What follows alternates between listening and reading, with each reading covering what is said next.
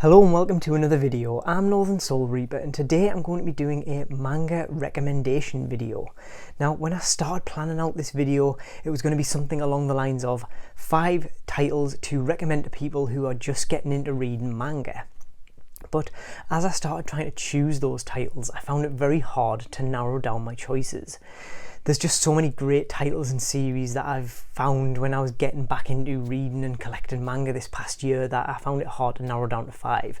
So I have a list of more than 5 and we're just going to run through them one by one. And before we get into the video, there's a few things I want to say. First off, of course, this is my opinion. This is a very subjective list. These are things that might not be to your taste, but I'm hoping that you can find something that you will enjoy in this list. As I've said on previous videos, you could ask 10 people to make a top 10 list and they'd all come back with different things. The other thing to say is that I've avoided recommending any of the big 3, Bleach, Naruto and One Piece. This is because they're very long series. One Piece is up to 100 volumes. It'd be very daunting for anyone coming to manga to just start reading those off the bat. And the other thing is, they're popular for a reason. Anyone who wants to get into manga will discover these series on their own pretty quickly by looking online or looking in any shops where the manga is sold. So I just wanted to avoid those. These are some titles that I feel like I wanted to recommend because I've enjoyed reading them over these past few months. So let's get right into the video.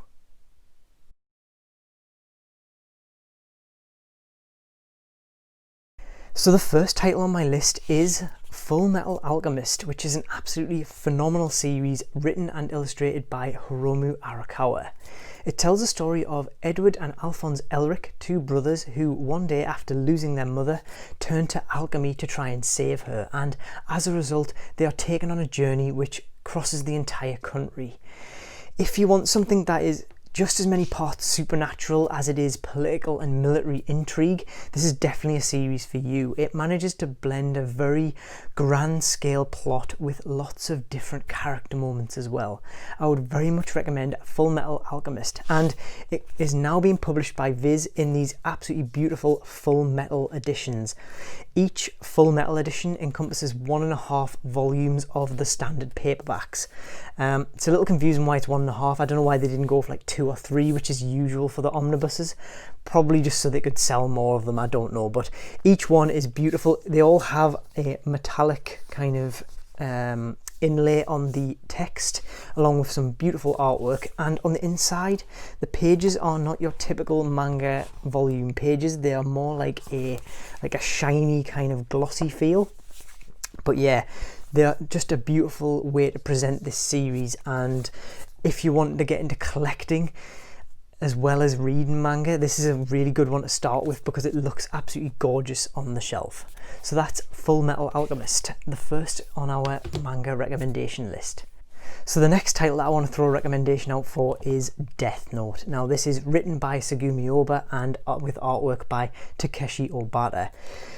Death Note is one of those ones that is quite popular. I would argue that it had as much popularity as any of the big 3 when it was in its original run, but I really felt like I needed to recommend this series. It is a psychological thriller with a supernatural element, and at times it is just absolutely bonkers, but it's very, very clever as well. It tells the story of Light Yagami, who one day finds a mysterious notebook on the ground, and he discovers that if he writes the person's name in this notebook, they will die. And it just becomes this morally grey story that is full of just bombastic, weird elements and pushing the limits of this simple story idea. And it just, you don't ever see where it's going, and it just manages to have twists and turns and so much tension throughout. And there's so many great characters as well that this isn't a really easy one to recommend. Death Note is a one that everyone should definitely check out at some point. And it has an absolutely fantastic anime adaptation as well that's really worth a watch. And also it had a couple of live action films. It was like the story told it over 2 parts. That was actually quite enjoyable as well. I'm not talking about the Netflix adaptation. I've not actually watched that yet. Mainly because it didn't get very good reviews, but there's a Japanese live action version of it as well that's well worth a watch. But yeah, definitely give the manga a read. It's a great story. Next up we have Lost Stars, which is based on an original novel by Claudia Gray with the adaptation done by Yusaku Komiyama. Lost Stars is at its absolute core a love story that is set in the Star Wars universe. It tells the story of Thane and Sienna, who grow up on a remote planet in the Empire, and they grow up to join the Imperial Empire and ultimately fall in love, and fate kind of tears them apart, but it also keeps bringing them together in unexpected ways from different sides of the conflict during the rebellion. It's one that I wanted to recommend just because, first of all, I love the original novel and I absolutely adored this particular adaptation, this manga adaptation. But also it's a short series. It's 3 volumes long, so if you wanted to get something easy to read and something on the shelf that's quickly part of your collection, 3 volumes is a nice one to pick up and read. You can get through these very quickly. I read them, basically all 3 of them, in a day. But the story is brilliant as well. It tells a very human story set in the Star Wars universe. In Star Wars, we often get the grand sweeping story of the hero saving the day against the evil Empire, but this gives a lot more focus to the people within the Empire or within the rebellion. You get a bit more of a look at those cogs in the machine, and it kind of humanizes those characters and kind of makes, it paints a bit more of a grey picture of the morality of it all. They're not just all evil kind of drones doing the will of the Emperor. They have thoughts and feelings, hopes and desires, and it kind of puts those in stark kind of view in this series. So I would really recommend Lost Stars if you want a bit more of an intricate Star Wars story that's also a manga as well. So if you're not all that into Star Wars, it's still a great sci-fi story if you like sci-fi. But if you're looking to get into manga and you're a Star Wars fan, it's also a great place to start. Also want to just throw a quick shout out to the novel of Lost Stars. This is one of my favourite novels of ever, almost. It's definitely my top 10 of greatest novels, and it's just a fantastic story. I read this first and then found out that there was a manga coming and obviously picked it up. But yeah, give Lost Stars, the manga and the book, a read if you are so inclined. So that is Star Wars Lost Stars on our recommendation list. So the next recommendation is for Tokyo Ghoul. Now, in the vein of Lost Stars, this is a self-contained finished series. It's 14 volumes long. You can get it in a box set, which is what I did. I bought the box set recently and read it from start to finish. There is a sequel series of Tokyo Ghoul Re, which is getting its own box set as well, or you can buy the individual volumes. But this recommendation is just for Tokyo Ghoul because I've not read Re yet. It tells the story of Kaneki. He is a human who lives in a world that is also inhabited by ghouls. Ghouls aren't your typical decaying flesh, zombie-like creatures that you often see in other horror films and other media. They are just normal people who happen to have a metabolism that requires human flesh in order to survive, and this consumption of human flesh also gives them some superhuman abilities. Now, ghouls operate in the shadows and the humans kind of shun them and hunt them down. And Kaneki goes from being a normal human in this world to being caught up in the ghoul world as well. He's caught between 2 lives, his old life as a human and this other life that he's living within the ghoul world. And it deals with a lot of heavy themes, and especially with mental health and how the drive to accomplish something can kind of come at the expense of your mental well-being, and it just pushes how far our main character is willing to go in order to achieve his goals throughout the story. And it's a great shonen. I would almost say it's borderline seinen almost, but it kind of takes you between the ghouls and the humans who are hunting them, and it kind of humanizes both. You don't ever feel that one is more of the villain over the other. Maybe the ghouls are painted to be more of the heroes of the story, but the investigators who are hunting them down, you get a lot of chapters from their perspective as well, and it almost makes you sympathize with both sides, and I think that's kind of the point. You'll understand if you read the series. So there's a review up on the channel for Tokyo Ghoul if you want to give that a watch as well, if you'd like to know a bit more about what this is about. Go into a bit more detail in that review. But yeah, Tokyo Ghoul is an excellent one, and like I say, it's 14 volumes long and you can get the box set rather cheap, often on Amazon, or other retailers are available. But yeah, you can get this box set relatively cheap, and it's a great one to just binge through. I read it over the course of about a week and a half, just kind of binging through the whole thing. There is an anime adaptation which I actually started with, but I would wholeheartedly recommend that you start with the manga. It goes into a lot more depth, gives you a lot more detail. There's a lot of things missed out in the anime. That's a whole nother video, but yeah, check out Tokyo Ghoul. So the next recommendation is for Assassination Classroom. This is a one that I've talked a little bit about on the channel previously. Yet to do a review on it, but it's something that I would like to cover in more depth, so maybe look out for that on the channel in the next few months. It's a little bit of a longer series than the ones that I've been recommending so far, coming in at 21 volumes, but it is finished and complete. So you could in theory buy the box set that is available and have it on your shelf, and it's a nice complete series. It tells the story of a class of misfits in an elite prep school, and they're there for various reasons, being failures in their grades academically or just being delinquents. And their teacher happens to be an octopus monster who is threatened to destroy the world if they do not assassinate him. And this is something that the government is going along with because they don't want the world to be destroyed, and they've offered up a reward to the person that manages to kill the creature. Now, it's quite a strange setup for a manga, but at its heart it's a very character-driven story. The teacher really does want these students to achieve the best that they can. He wants to get the best out, and he wants them to make the best of their potential.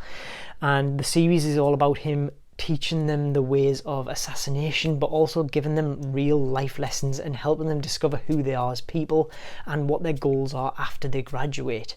It's a very heartwarming story with a lot of tragic elements at times. There's some characters with some real kind of depressing backstories. There's no other way to say it. It's quite a sad one, but you do get a lot of different characters coming together. The one criticism of the series is, from me, is because it's a class full of students, I really found it difficult to keep straight all the different characters, so it might not be a one to jump straight into if you find it difficult to keep track of lots of different characters. Assassination Classroom is a great story. It's got a very excellent plot thread that carries throughout the series. There's lots of action. It's not your typical shonen manga. It still has a lot of fighting and action, but it goes about things in its own way. It's very funny at times. It's a great comedy series as well, but it's very heartwarming, and there are moments where you will just be reading it and then it just sucker punches you in the feels with all of the emotions. Definitely one that I recommend checking out. It's a very different shonen, so it's a one that if you don't want to get into the usual Dragon Ball Z and battle to battle to battle shonen manga, this is definitely one that I would recommend checking out as an alternative to those. So I didn't want to compile this list without throwing out a recommendation for something that I really enjoy, but I also realise not everyone does. So that's the kind of a caveat for this recommendation, but that is a horror manga. I love horror. I love horror films, horror fiction, and horror manga is something that I've recently picked up and enjoyed. So my recommendation is for Uzumaki. This is by Junji Ito. It's the only of his works that I have read and own at the minute, but he is one that I really want to continue to buy, collect, and read. Uzumaki was one that kept coming up when I was looking into which of his works to pick up first. It's a very horrific series. This one is kind of like a bunch of short stories that are all set in the same place and involve the same character, but they have a plot that weaves itself through each story, and it kind of culminates in the last few chapters of it. But you could kind of read these in little bursts or all at once. I kind of binged it, but you could read them as small little short stories one at a time. But it really does have a great payoff at the end in the last few chapters as everything kind of comes together. It really gets under your skin. Junji Ito is a master of horror, and Uzumaki definitely feels like he has honed this craft, and it really shows what he's capable of in terms of not just scaring you but shocking you. A lot of his horror is based on grotesque images, and it's something that, it's a series, it's a volume, a book that begs you to turn over the next page, and you turn the page and you kind of get this feeling that something's going to be on the next page, a weird image or something horrific, and it keeps you turning the page and nothing's there, and then nothing's there, and then all of a sudden you get this huge, absolutely horrific, often gory payoff. It's not one for, you know, someone who doesn't like horror. It's definitely a little bit more towards people who like that kind of graphic horror, but I would recommend it if you're into your horror films and horror novels and you want to give something in the horror genre a try within manga. But I don't think you can go wrong with anything by Junji Ito, to be honest. There's a lot of great titles out there that I want to pick up myself. I just happened to start with Uzumaki because that was the one that kind of kept cropping up as one to pick up first, and I would definitely recommend it. It's definitely got a lot of distinct and memorable moments in it that you'll definitely be seeing when you close your eyes at night, put it that way. So my final recommendation is one that I definitely wanted to include in this list. It's something that I've talked about on the channel previously. I've recently picked up the box set of this and I've read it cover to cover at least 3 times, and I ended up originally watching the film that was based on the manga, and then that made me want to pick up the manga as well. So if you've followed the channel recently, you'll probably be able to guess what it is, but it is A Silent Voice. This is a very special manga series to me. It really just resonated with me and touched me when I was reading it, and yeah, it's a one that quickly jumped up into my top 5 manga series of all time when I read it, and it's just one that I really empathise with the characters. It's filled with very believable characters who don't always do what you want or what you expect them to do, and can be frustrating to read at times, but for that it feels like a very real and human story. A Silent Voice tells the story of Shoya, who is, as a young kid, he's a bit of a bully and a bit overactive and just always getting in trouble, and Shoko, who is a deaf girl who joins his class, and after some bullying that goes too far, Shoko ends up leaving that school, and they are reunited years later as Shoya wants to make amends and kind of make up for what he did as a child. And it's just it's a very heavy story at times. It's filled with a lot of heavy moments, and it's another one that it touches on a lot of mental health issues and the real effects of that bullying can have on people early in life, and then what happens to them later in life, the repercussions of that, both on the side of the bully and the one who is being bullied. And it never really tries to defend what Shoya does. He is a main character in it, but it never makes you feel sorry for him in the way that of like, he did this because of this. It never tries to justify his actions. It paints the picture of a horrible young kid who bullies someone, and it's something that he's fully aware of and is trying to make amends for. And it's a story of redemption, a story of friendship and the bonds that form. It's just a great story, and I absolutely loved it. In the film that it's based on, the manga does a really good job of getting the 7-volume series onto the screen. I often feel like it would have been better served as a series, but like a limited series, but I think the film does a really good job. But the manga just fills in a lot of the gaps that I was missing, and it has a lot of different B stories and a little bit more of some stories that play out a little differently in the manga. And it just fills in a lot of the gaps and has a lot more depth to it. And I would really recommend giving A Silent Voice a go. I'd recommend watching the film as well, but I think that the manga is a great place to start. I think that a lot of people's exposure to the story will be through the film. So if you've seen the film, I would recommend giving the manga a watch. Or if you're just completely new to manga, give the manga a watch before you watch the film. It's definitely worth your time. And that's my final recommendation for this video. It was a little bit more rambly than I thought it was going to be, so I apologise for that, but I hope that it gave you an insight into kind of what I'm into, and also some series for you to check out. I hope that there's something in that list that you find and enjoy. Thank you very much for watching this video through to the end. Let me know in the comments below, if you're someone who isn't new to manga, let me know your recommendations for people just coming into the hobby, what you would recommend. Maybe 3 recommendations. If you're new to manga and you pick up one of these series, please get in touch and let me know what you thought of it. I'd love to discuss them with you and, you know, find out what you enjoyed, what you didn't enjoy. Feel free to tell me that you hated any of the different series. But yeah, I'd be really interested to know if anyone picks any of these titles up and what you think of them. If you enjoyed this kind of content, please remember to leave a like and consider subscribing to the channel. It really helps out. I'm closing in on 300 subscribers. I feel like I've been closing in on that number for quite a while, so it'd be really fun if we could get up to 300 subs. Thank you very much for watching. I've been Northern Soul Reaper, and until next time, goodbye.